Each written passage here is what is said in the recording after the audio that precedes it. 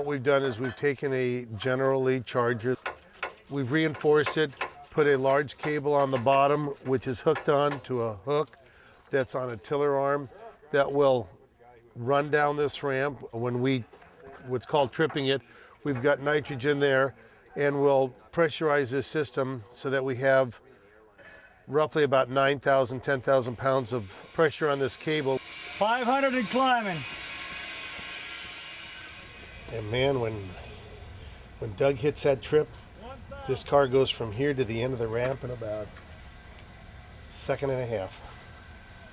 Boom. Stand by! 3, 2, 1!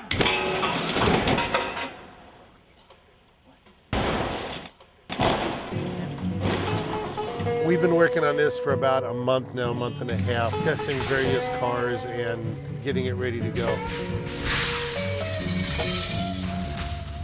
Every car is different. Suspension, weight, the way it flies, just aerodynamics. We've had cars nosedive, dip down, roll over.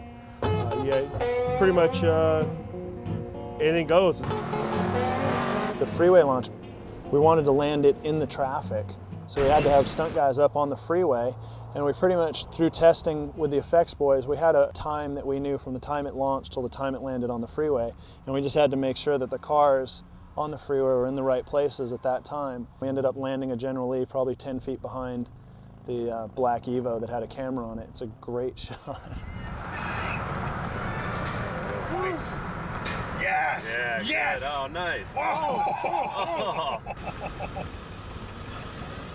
There are certain stunts that really we can't even calculate an acceptable level of risk to put someone in and think that they're going to be okay. When you start launching cars in the several hundred feet range, that's a possibility of hurting someone, which is not something we want to do.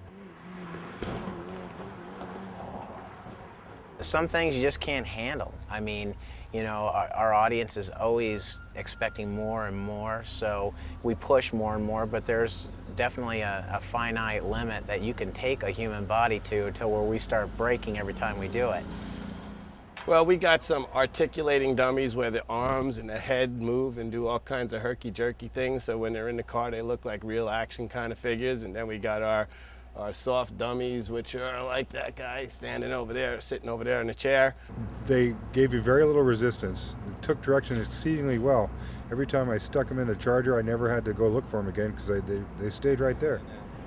Good, I'm going to tie this around his neck and go around your ratchet strap here.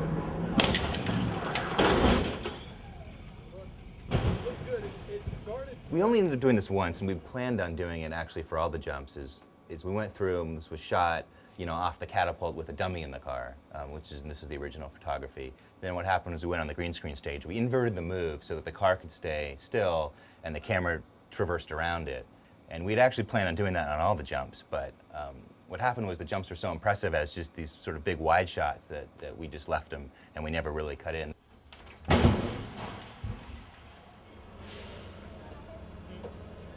Uh-oh, that's gonna leave a mark. Oh yeah, I mean, they do a job that I don't want to do. You know, they do a job that many of us wouldn't like to do.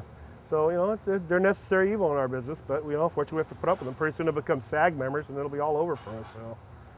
They're gutsy guys, you know, the dummies are gutsy guys. And, you know, look, we had some of the best, gutsiest stuntmen on the planet, but these dummies kept one-upping them, kept saying, oh no, we'll do it. And sure, you could question their intelligence, sure, but they made it through every one of them.